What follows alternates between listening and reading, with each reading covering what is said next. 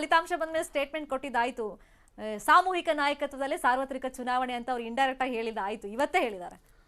ಅಲ್ಲ ಇರ್ಬೋದು, ಆದರೆ ನಾವು ಇವತ್ತಿನ ಮಟ್ಟಿಗೆ ಚುನಾವಣೆಗೆ ಸುಮಾರು 1.5 ವರ್ಷ ದೂರದಲ್ಲಿದ್ದೀವಿ.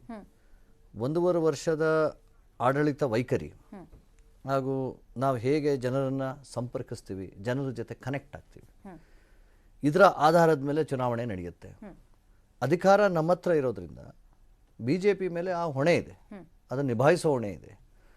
ಅದನ್ನು ನಾವು ಬಹಳ ಸಮರ್ಥವಾಗಿ ನಿಭಾಯಿಸಿದ್ರೆ ನಾವು ಕೂಡ ಜನರಿಗೆ ಹೋಗಿ ಅವಕಾಶವನ್ನು ಕೇಳ್ಬೋದು, ಜನರು ಸ್ಪಂದಿಸ್ತಾರೆ. ಮಾಸ್ ಅಪಿಯರೆನ್ಸ್ ಬೇಕಲ್ಲ, ವರ್ಚಸ್ಸು ಅಂತ. ಯಾಕಿಲ್ಲ ಅಂತೀರಾ ಬಸವರಾಜ ಬೊಮ್ಮಾಯಿಗೆ? ಅಲ್ಲ, ಯಾಕೆ ಒಂದು ಚುನಾವಣೆಯ ಸೋಲಿನ ಆಧಾರದ ಮೇಲೆ ಮಾಸ್ ಪ್ರೆಸೆನ್ಸ್ ಇಲ್ಲ ಅಂತ ಹೇಗೆ ಹೇಳ್ತೀರಾ? ಖಂಡಿತವಾಗೂ ಇದೆ.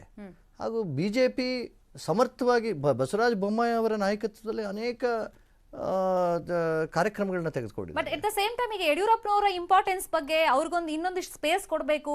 ಸೊ ಅದ್ರ ಬಗ್ಗೆ ಸ್ಪೇಸ್ ಇದೆ, ಅದನ್ನು ಕೂಡ ಕೊಡಲಾಗುತ್ತೆ.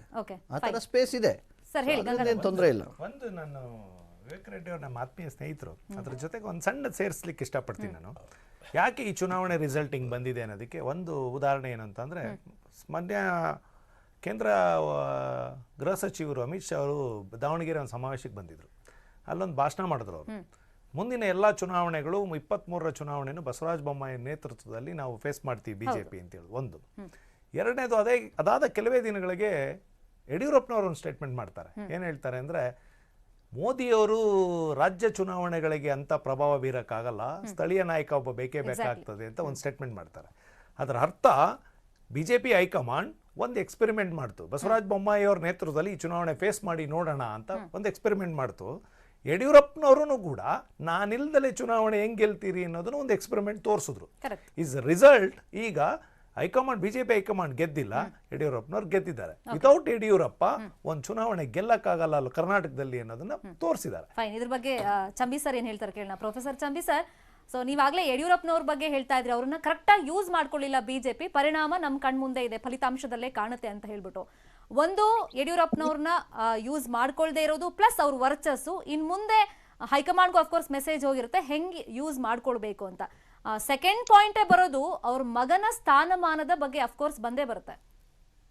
ಇವ್ರಿಗೆ ಇದು ವಿನಬಿಲಿಟಿ, ಯಾರು BJP ಆಗ್ಲಿ ಕಾಂಗ್ರೆಸ್ ಆಗ್ಲಿ, ಅವರು ಗೆಲ್ಲುವ ಅಂಶಗಳನ್ನ ಹೇಳ್ಬೇಕು. ಇವರಲ್ಲಿ ಅವ್ರು ಹೇಳಿದ್ರು, ಗಂಗಾಧರ ಮೂರ್ತಿಗಳು ಮತ್ತೆ ಲಕ್ಷ್ಮಣ ಅನೇಕ ವಿಷಯಗಳಿದ್ವು ಯಾರಿಗೆ BJP ಅವ್ರನ್ನ ಎಕ್ಸ್ಪೋಸ್ ಮಾಡ್ಲಿಕ್ಕೆ. ಯಾಕೆ ಪ್ರವಾಹದ ತಗೊಳ್ಳಿ, ಆಮೇಲೆ 35,000 ಕೋಟಿ ನಮ್ಗೆ ನಷ್ಟ ಆಗಿದೆ ಕಳೆದ ಫ್ಲಡ್ಸ್ ಮತ್ತೆ ಈ ಒಂದು ರೈತರಿಗಿರ್ತಕ್ಕಂಥ ಸಮಸ್ಯೆಗಳು.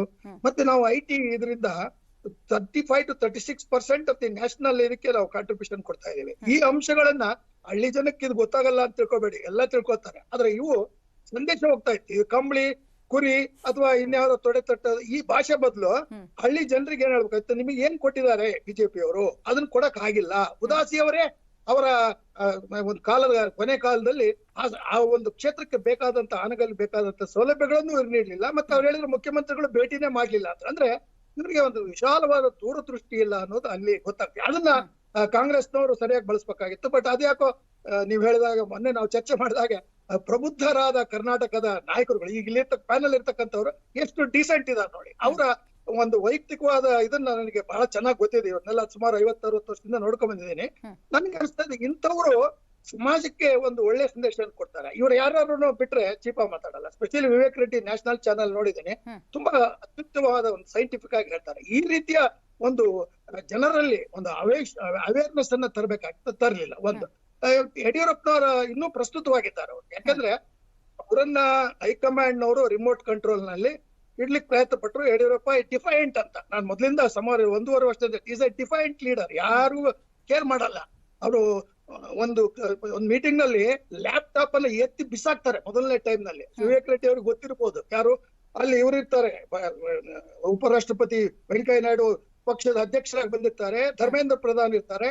ಅವರಿಗೆ ಅವರು ಸಂದೇಶ ಕೊಡ್ತಾರೆ, please listen to me, I know the ground reality ಅಂತ. ಅಂದ್ರೆ ಅಲ್ಲಿ ಯಡಿಯೂರಪ್ಪನವರು ನಾನೇ ಎಲ್ಲ ಅಂತ ಹೇಳಲ್ಲ, ನನಗೆ ಜನರನ್ನ ಹೆಂಗಿತ್ತು ಈಗ ನಾನು ಹೇಳಿದ್ನಲ್ಲ, ಅಲ್ಲಿ ಬಣಜಿಗರು ಮತ್ತೆ ಸಾದರ ಅಲ್ಲದೆ ಇರ್ತಕ್ಕಂಥ ಲಿಂಗಾಯತರು ಬಹಳ ಜನ ಇದ್ದಾರೆ ನಾರ್ತ್ ಕರ್ನಾಟಕದಲ್ಲಿ. ಸೊ ನಾರ್ತ್ ಕರ್ನಾಟಕದ ಮಾಸ್ ಲೀಡರ್ಗೆ ಬೊಮ್ಮಾಯಿ ಅವರು ಫಿಲಪ್ ಮಾಡ್ತಾರೆ ಅಂತಕ್ಕಂಥದ್ದು ನನ್ನ ಒಂದು ದೃಷ್ಟಿಯಲ್ಲಿ ಸಾಧ್ಯ ಅಲ್ಲ. ಅದಕ್ಕೆ ಇವರಿಬ್ಬರು ಬೇಕು. ಇಬ್ಬರು ಬಹಳ ಗೌರವದಿಂದ ಇದ್ದಾರೆ, ಗುರು ಶಿಷ್ಯ ರೀತಿ